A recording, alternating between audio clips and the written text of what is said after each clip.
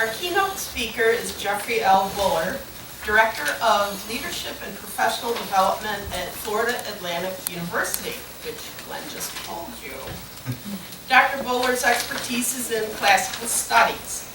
However, he has a wealth of administrative experience, having served as Dean of Florida Atlantic University's Harriet Wilkes Honors College for a decade, after holding various positions from department chair to vice president for academic affairs at other universities. Professor Buller has rather extensive academic experience as well. He's a prolific writer and published author on higher education, served as the principal English language lecturer at the International Wagner Festival in Germany, and is currently active as a consultant to the Ministry of Education in Saudi Arabia, where he assisted with the creation of a kingdom-wide academic leadership center. Along with Robert E. Cipriano, Dr. Buller is a senior partner in Atlas, academic training, leadership, and assessment services, presenting workshops on academic leadership all over the world. He's a member of several honor societies, including Phi Beta Kappa, the oldest academic honor society in the United States, Phi Kappa Phi, which promotes the unity and democracy of education, Omicron Delta Kappa, or the Circle, a National Leadership Honor Society, Alpha Sigma Lambda, that celebrates the scholarship and leadership of adult students in higher education, and a number of regional societies devoted to the study of Wagner or classical literature. Phew, no Theta Tau. Sorry, a failure, a life failure. Now I know you all received the handout that Glenn distributed to you about this presentation, and I certainly hope you read it. There's going to be a quiz after. Now to enlighten us on the two cultures of higher education, our keynote speaker, Jeffrey Buller.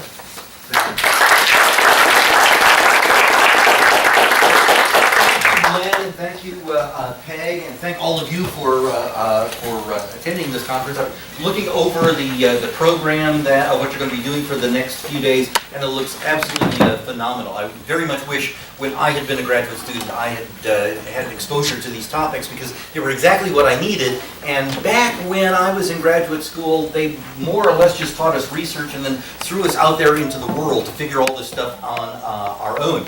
And when you have to learn through trial and error, there's a whole lot of errors that come out of those trials. So I think this is an absolutely wonderful conference. I'm really grateful for Glenn for inviting me, and for Peg for being the only person I've ever known, and this is true, who ever got through that introduction without mispronouncing a single word. The number of times I've been introduced as having spoken on Wagner, I cannot even begin to count, or have been introduced as Jerry Bueller. It just happened.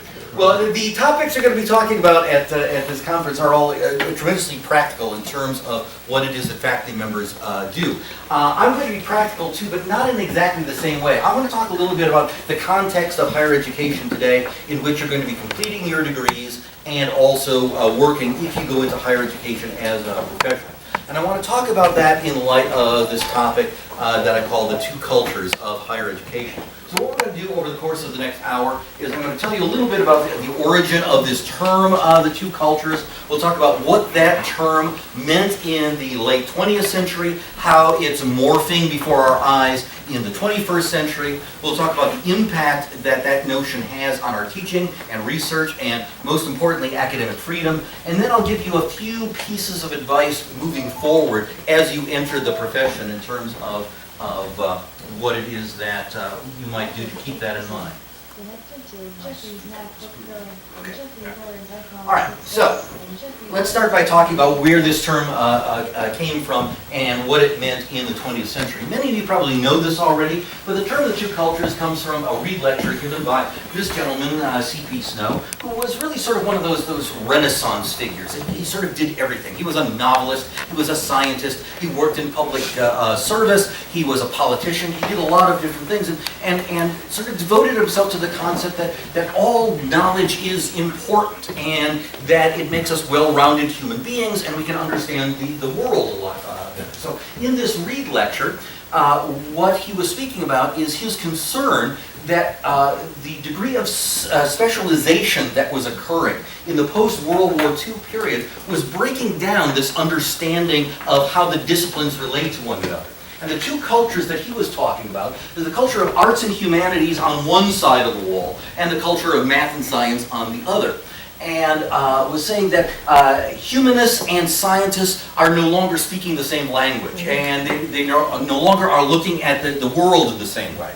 And even though there were problems on both sides of this divide, he felt that the problem was particularly severe on the side of the arts and humanities, in that scientists frequently would go to a Shakespearean play, or they'd go to a lecture on what's happening in contemporary events, whereas humanists were decreasingly likely to go to a scientific lecture.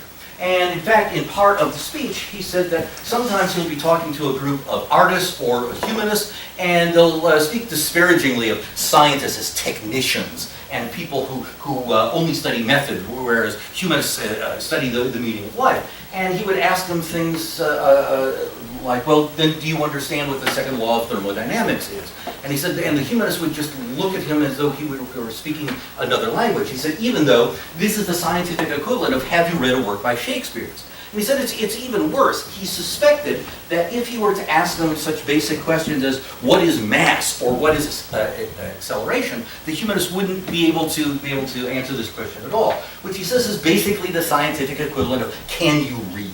So he was very much concerned about this splitting of knowledge into fragments, and the fact that in higher education and in society generally, people were miscommunicating because they weren't understanding what one another was doing, and they were basically speaking past one another. And what he wanted to recommend is that we get back to the idea of pulling all these fragments of knowledge together and try to build a society and a system of education where our goal is to produce well-rounded, well-educated people. And that had an impact on higher education at the end of the 20th century, especially on American higher education. This was the period when a lot of institutions expanded and strengthened their distribution requirements, their core curriculum requirements. We saw E.D. Hirsch's cultural literacy campaign saying that there are basic aspects of culture that everyone ought to know because they're not going to catch allusions to these things. You divorce yourself from your culture if you don't understand them. And Lynn Cheney's 50 Hours Initiative, where the idea was that all undergraduate students at American universities should spend at least 50 hours studying things outside their own discipline, across the humanities, across the sciences, across the social sciences and the arts, in order to understand how the universe works and how society works and how these things relate to one another. Well, in the 21st century, we're seeing something similar, but in slightly different terms. And the two cultures that I see developing in higher education and in society as a whole now are two cultures surrounding the idea of what the purpose of college is. Why do we even have universities? Why do people go to college? Why do we spend the investment as a society and as individuals to fund such an expensive institution? This is Rick Scott, the governor of my home state of Florida, my home state for one more day as it is, it's a long story. And Rick Scott in this interview was asked, what's the purpose of college? And see if you can figure out from his discussion of what the purpose of college is. It's very subtle. You may miss it because it's just buried in there. But see if you can figure out why he thinks people should go to college. So the way I think about it is I went to school to get an education so I can get a job.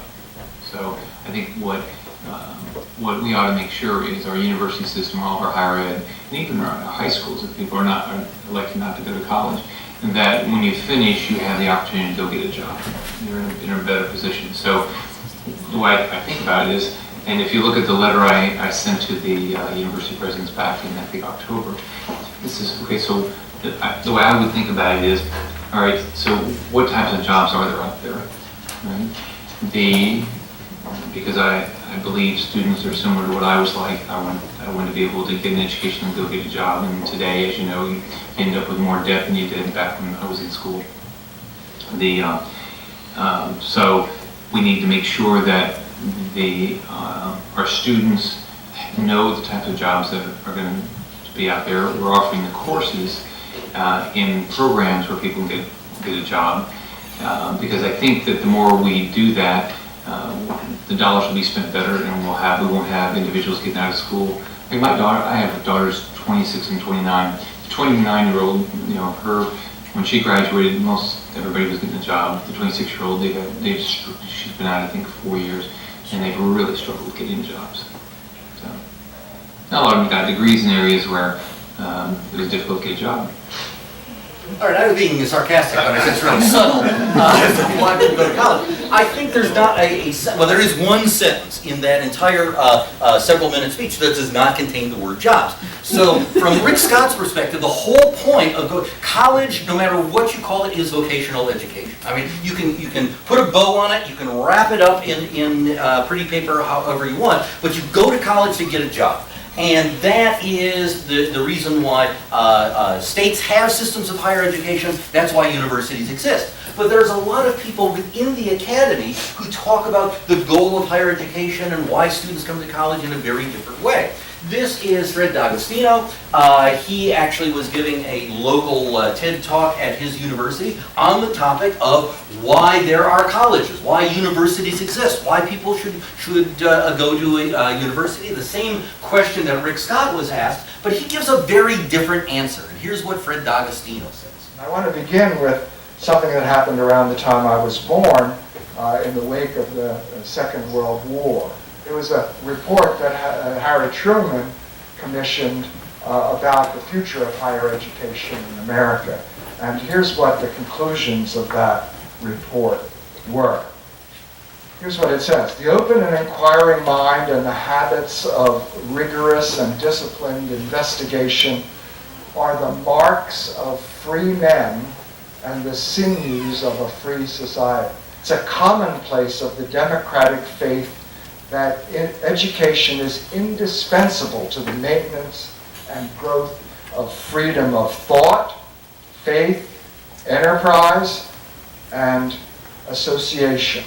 Thus, the social role of education in a democratic society is to enable the citizens to understand, appraise, and redirect forces, men, and events as these tend to strengthen or to weaken their liberties.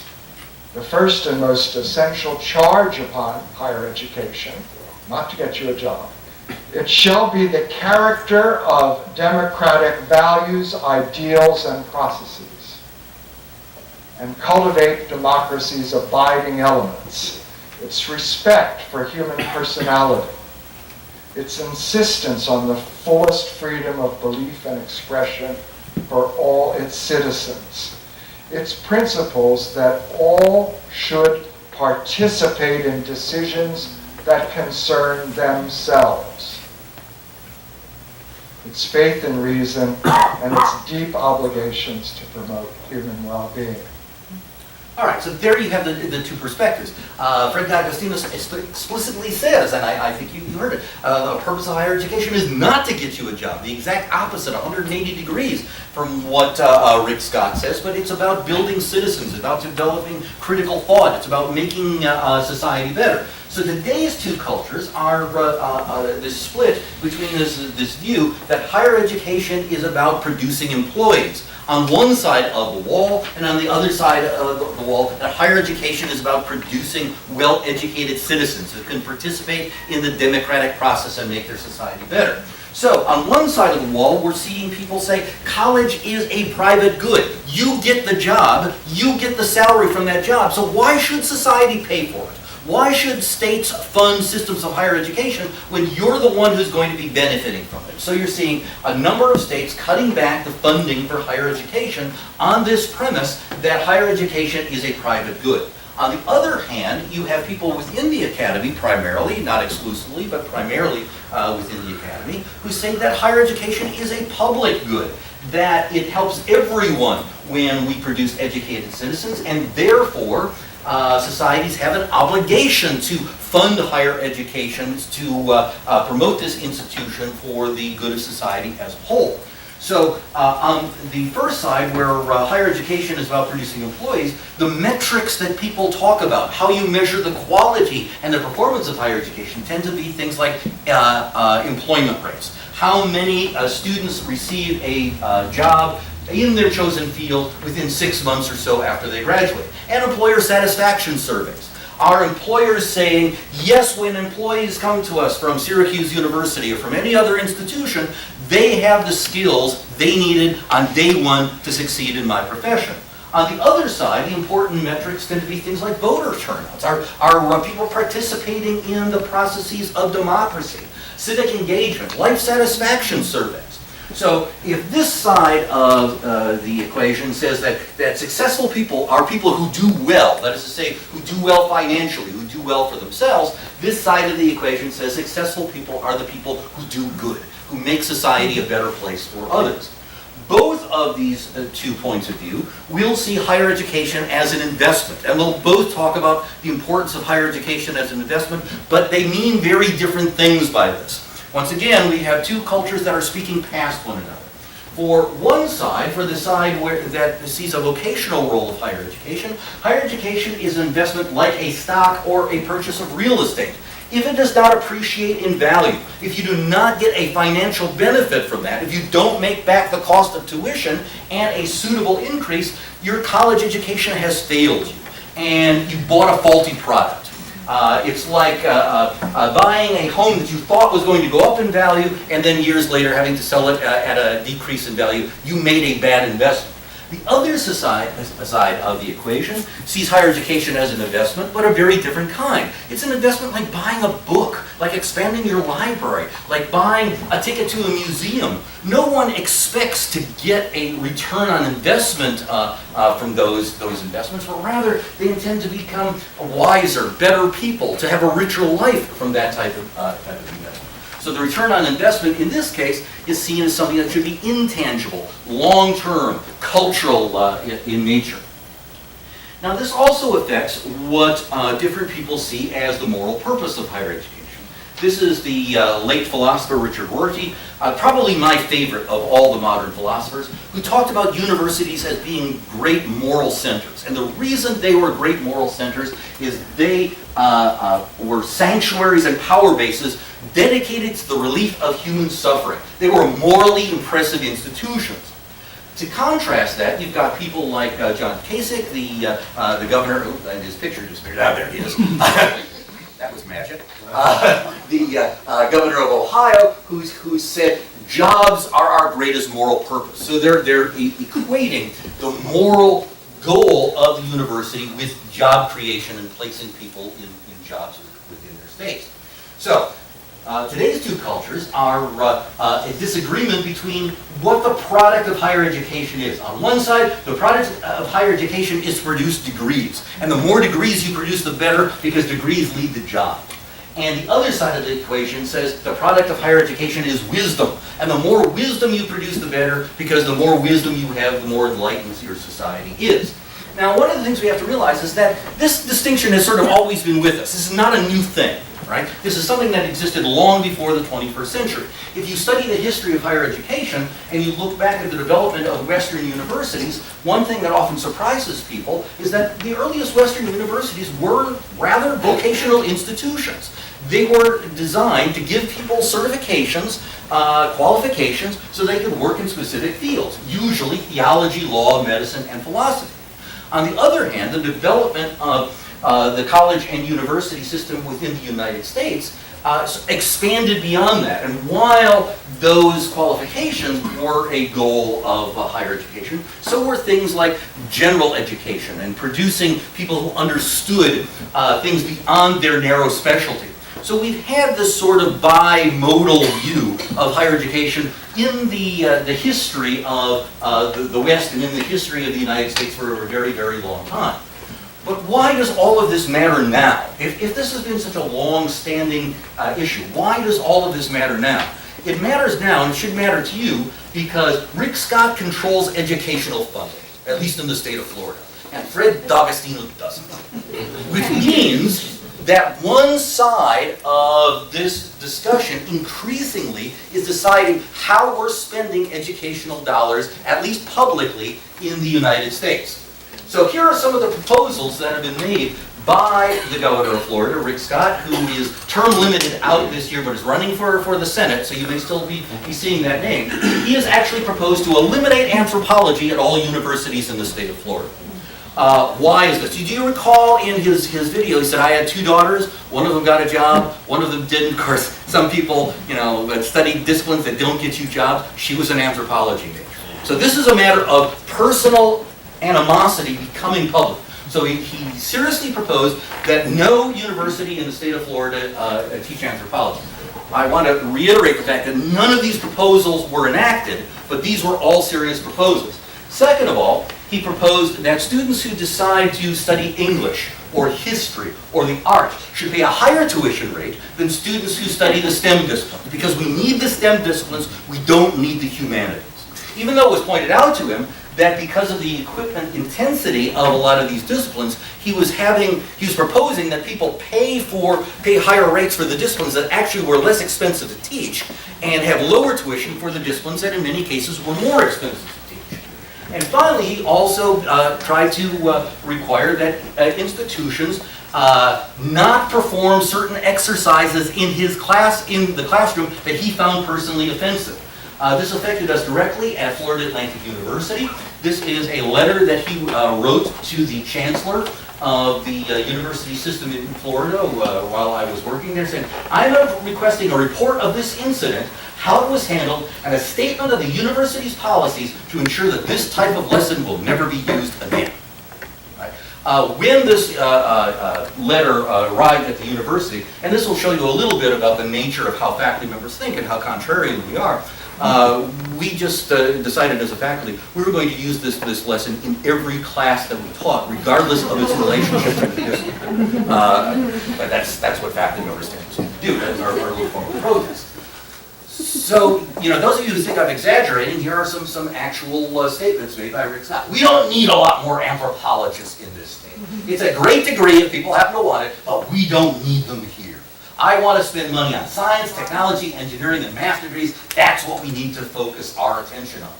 Also, I proposed recommendations that we have our appropriations geared to science, technology, engineering, and mathematics, eliminating courses and departments irrelevant to achieving STEM goals. So he actually wants to transform what is taught at the university and reviewing tenure guidelines so that it is easier to get tenure if you teach in a STEM discipline and more difficult to get tenure if you teach in a liberal arts discipline. So basically what he wanted to do is to privilege such things as the traditional STEM disciplines, health sciences and business, and eliminate to the extent that was possible such things as art history, anthropology, English, sociology, and music. As I say, these proposals were made. They were never acted upon because there was resistance. But similar decisions do occur in other states. If you've been reading the Chronicle of Higher Education, this is a situation that occurred at the University of Wisconsin-Stevens Point, where they decided to eliminate all of their liberal arts disciplines. That is to say, American studies, art, English, French, geography, geoscience, German, history, music, literature, philosophy, political science, sociology, and Spanish will no longer be offered at the college level. Except, and this is interesting if you read the exceptions, because you can understand the worldview behind these. The exceptions are, art will be eliminated, except graphic design will continue. All right, what's the difference between art and graphic design? One tends to be more vocational, the other one doesn't. History will be phased out, except social science for teacher certification will be continued. Again, if you teach history in a way that helps you get employment, it will be allowed. Sociology will be phased out, but the social work major will continue. because that will make people more employable.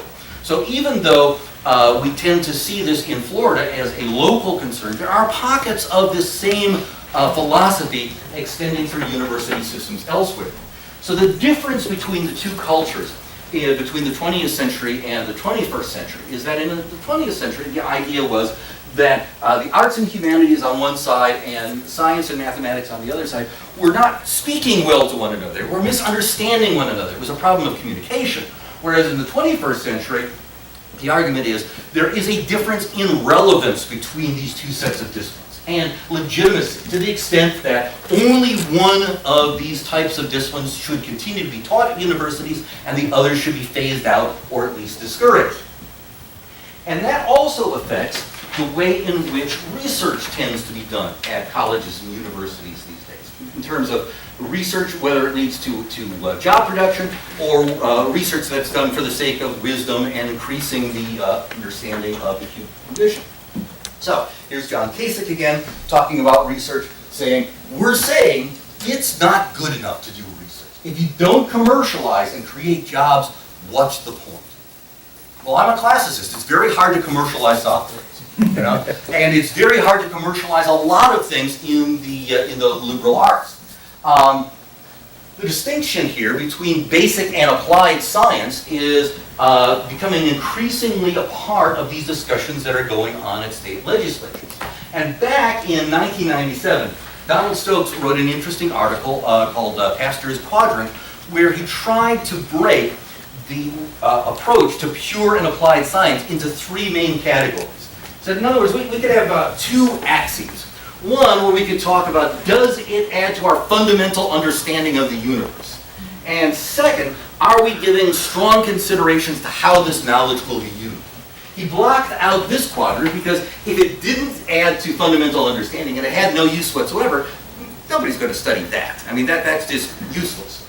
But if it contributed to fundamental understanding, but not a whole lot of consideration was given to use, he called that the Bohr quadrant, after Niels Bohr, who did basic research. And if it contributed to both, he called that Pasteur's quadrant. Solved practical problems, but also contributed to our understanding of the world. And if it was focused on utility and not so much on eternal questions or pure research issues, he called that the Edison quadrant. And what we're seeing increasingly is that governors and legislatures and trustees and regents of universities tend to be directing universities to spend their research funding more on the Pasteur and Edison quadrants rather than pure and fundamental research.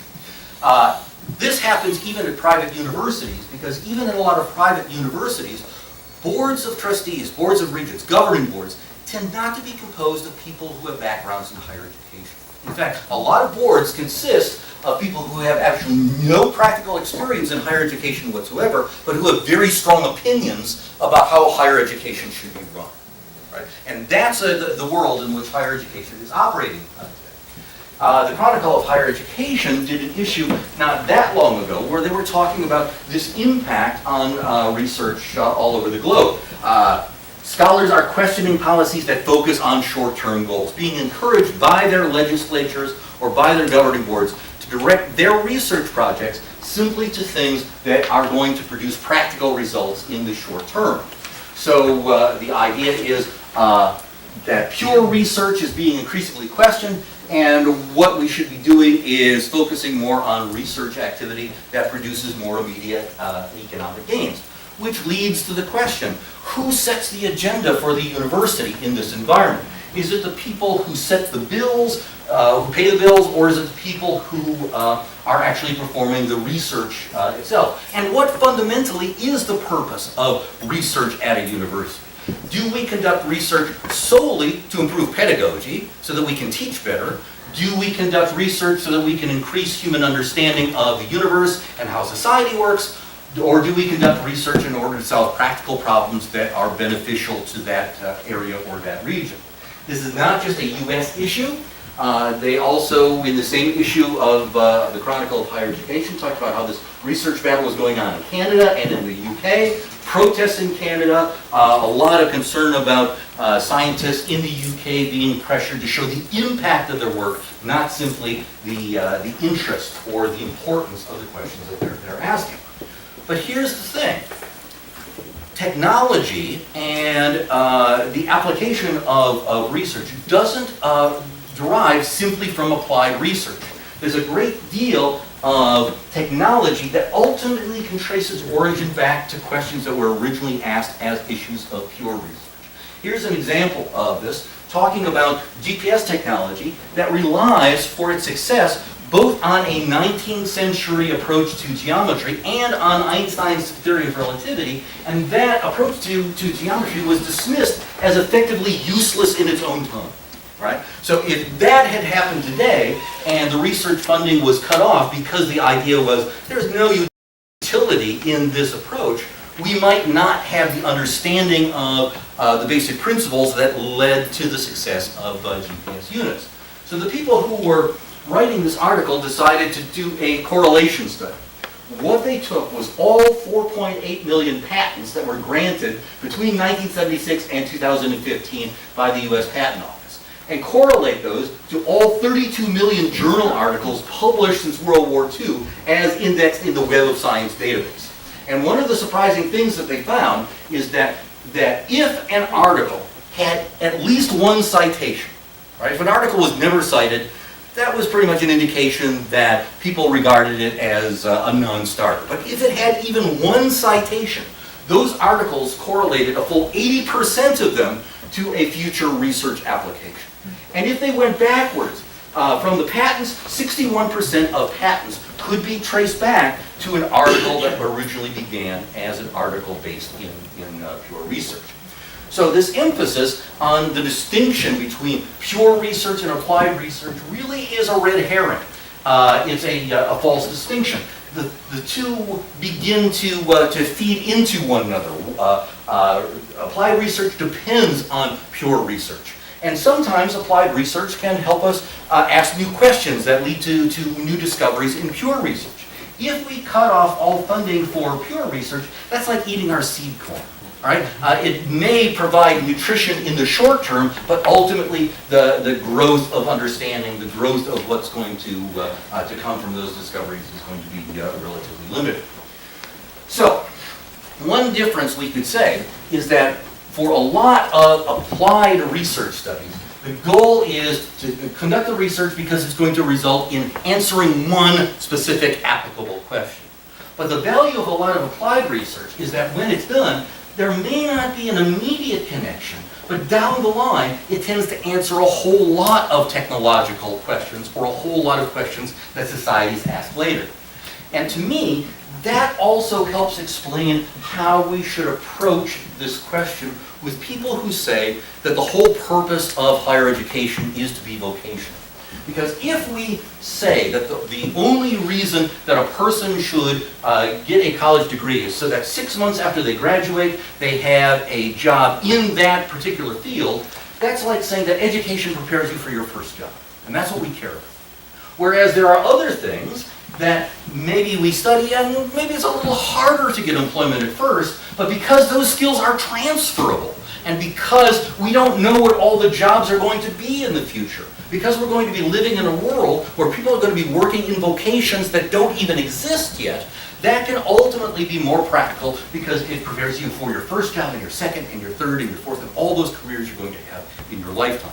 As I say, I was trained as a classicist. All my degrees are in ancient Greek, probably the least practical thing you can study. I've never been unemployed a day in my life. Right? Whereas, and this is the irony, I know a lot of my students from my own generation and from subsequent generations who were trained in the STEM disciplines that Rick Scott thinks are wonderful, and because of decreases in NIH funding and decreases in NSF funding, they're having trouble finding employment. So, you want to get a job? Study ancient Greek. It worked for me. Now, the other thing I want to say is that this argument really, we're being trapped by people who want to back us into a corner. This notion that it has to be one or the other. You either have a system of education that produces an educated workforce, or you have a system of education that produces an educated citizenry. That's a false dichotomy. And we shouldn't allow the argument to be taken away from ourselves in terms of education serving a larger purpose. Because what this tends to lead to is the very same problem that we saw with the two cultures of the 20th century. Two sides of the argument that are talking past one another and miscommunicating, and the heat of the argument producing a lot of animosity, and the light of the argument not producing a great deal of discovery. Because what is it that we want in an educated employee?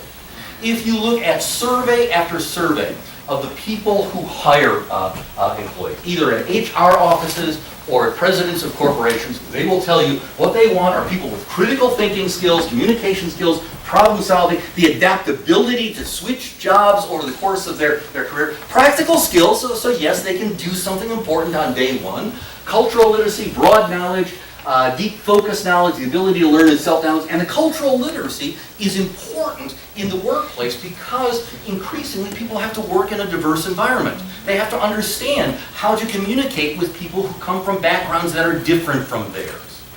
And if we were to then ask, what is it that we want in educated citizens, our list would look exactly the same. And that's why we shouldn't allow that argument to be taken out of our hands and to be backed into this corner as though it has to be one or the other. Ultimately, the goals are the same.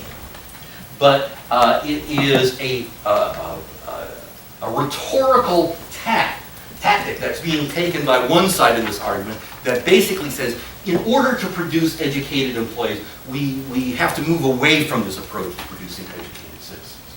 So the goal should be, as Snow said back in 1959, as much as possible to produce these well-rounded, well-educated people that can pull all of these fragments of knowledge together, who do have practical transferable skills, who can be successful in the workplace, who can engage in critical thinking, who have oral and written communication skills. Because it doesn't matter if you know things in this environment, you have to be able to communicate those to other people, either orally on the job or written through electronic communications. That has to be an essential skill. And you have to be a lifelong learner, because if you're going to be in the workforce for 30, 40, or 45 years, the world is going to change so phenomenally in that time that you're going to have to keep learning throughout that period.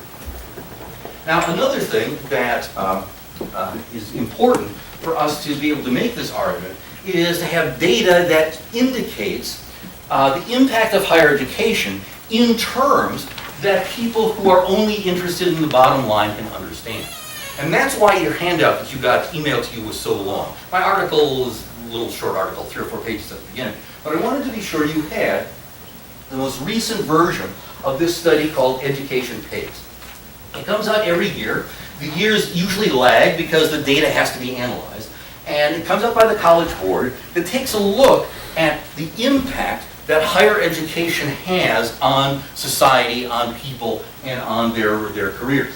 It's particularly good because it focuses on exactly those factors that legislatures, governors, and governing boards tend to care about. So, for example, it documents evidence that people who have bachelor's degrees do make more money than people who do not go to college. Not only do they make more money, they pay more in taxes. And certainly politicians should care about the fact that people are better able to pay more in taxes.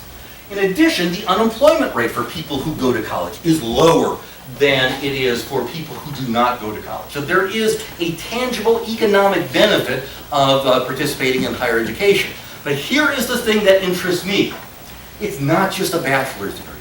The more education you have, as you go on to master's degrees and doctorates and professional degrees, the higher your income on the aggregate becomes, and the higher taxes you end up paying. So people with master's degree in the aggregate make more than people with bachelor's degree. People with bachelor's degrees make less, and people with doctoral degrees tend to make most of all.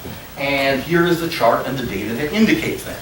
As you go up educational levels, this light blue, that is the amount of taxes that the average person pays. That's the amount of income that they make. So If we want to make the argument to politicians that they should support higher education, this can be a reason for them. You want people to be able to pay taxes, you want people to be gainfully employed in your community, we need to have state support for higher education, and not just higher education at the associate degree level and the community college level.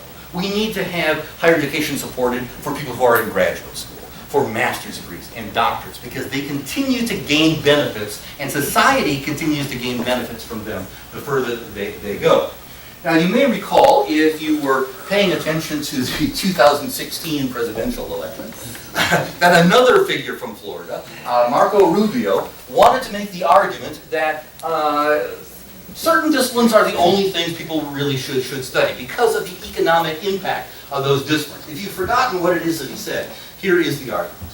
Here's the best way to raise wages. Make America the best place in the world to start a business or expand an existing business. Tax reform and regulatory reform. Bring our debt under control. Fully utilize our energy resources so we can reinvigorate manufacturing. Repeal and replace Obamacare. And make higher education faster and easier to access, especially vocational training. For the life of me, I don't know why we have stigmatized vocational education. Welders make more money than philosophers. We need more welders and less philosophers. Listen to that audience. And if we do this, we will be able to increase wages for millions of Americans, and we will be able to leave everyone better off without making anyone worse off. Thank you, Senator Rubio. Sir, and I hate to use the overused and misused phrase fake news, but that is definitely fake news, as was pointed out a day after that speech was given. In fact, philosophers do make more than welders. And in fact, the higher the degree of the philosopher, the more they tended to make. As in one article, it says philosophers make 78% more than welders, and showed on a graph that if you continued in your philosophy education from associate's degree all the way up to PhD, you greatly surpassed the aggregate income of your average welder. In addition, the higher one's level of education, the less likely that person is to rely on things that a lot of politicians think we spend too much money on. Things like Medicaid, housing assistance, other types of social services. To look at that in terms of the charts, the graph bars over at the right are the low levels of education going all the way to doctoral education. Excuse me, it goes the other way around. This is the amount of people who depend upon those social services. This is a low level of education all the way to doctoral education. And so you see that for a lot, only 3% of families where someone has a doctorate in the family do the children within that family qualify for free school lunch. 1% of the people in families where people have doctorates qualify for housing assistance. So the higher level of education you have, the least likely you are to be a drain on society, something that politicians should definitely care about. In addition, 69% of people who have bachelor's degree report that they exercise vigorously. The voting rate for people with college degrees tends to be higher than for people who do not have a bachelor's degree. In fact, it is twice as high. The higher one's level of education, the less likely one is to smoke, be obese, or engage in a sedentary lifestyle. I won't bother to show you all of those graphs. It's in your handout if you ever want the data to show it to someone. This is just a smoking graph, showing you that from 1940 through 2014, smoking levels for all levels of education fell, but they fell most dramatically and are the lowest for people with doctorates. So this stereotype that tends to show up in television and the movies.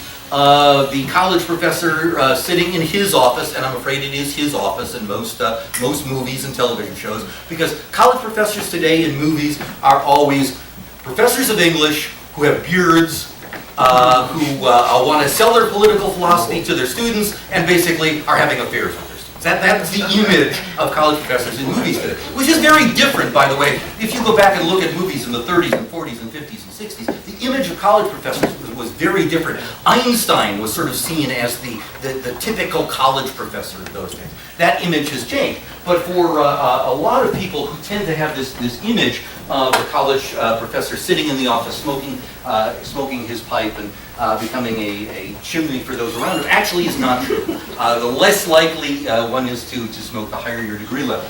So college level people are better informed as voters. less likely to fall prey to fraudulent claims by advertisers and others because they engage in critical thinking skills and they can spot arguments that are faulty. They're more likely to engage in activities that are going to prolong their lives and keep themselves intellectually sharp. They're more active in economic, cultural, and personal development. They're more employable. They're better able to keep to help the community attract additional investment. And this has been shown by a number of studies that it's not just people who have STEM disciplines that tend to create these cultures of excellence around the country, whether it's Silicon Valley or the Research Triangle in North Carolina. Engineers don't want to just live with other engineers. Engineers like to go to art openings. Engineers like to go to poetry readings. And people who are poets and philosophers and painters like to be around other educated people from other backgrounds. So it isn't that there's just a nexus of people with one type of educational background that tend to create these solid economic communities and technology cultures around the country. So, if politicians truly want to have a positive economic effect on the regions they represent, if they truly want to reduce spending on public programs, if they truly want to increase the employability of members in their society and secure the support of those very people who actually vote in larger numbers, then what they ought to do is encourage more students to pursue graduate degrees. Rather than just associate degrees, they should be encouraging as many people to get PhDs in philosophy as they possibly can. They should invest more heavily in higher education because year after year, the amount of money that is invested in higher education shows that it has an economic return on investment many times that of investments made in other areas. And they should support rather than restrict academic freedom because the world is changing so rapidly that by putting artificial limits on what it is that people study and the questions that they ask, we can unintentionally do damage to the technological and social elements of the future. So my recommendations moving forward is that as graduate students, as current professors, or as future professors, we should not let ourselves be backed into this corner of seeing the two cultures of the 21st century as having a wall that cannot be surmounted between them. What we want in the world to produce an educated workforce is exactly those same elements that we want to produce an educated citizenry. And those are not mutually exclusive goals.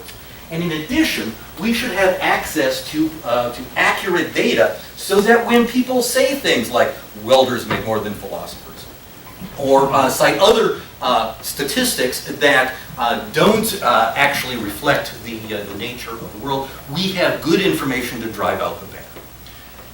In any case, that is my perspective on the two cultures of higher education. Thank you very much for your very kind attention.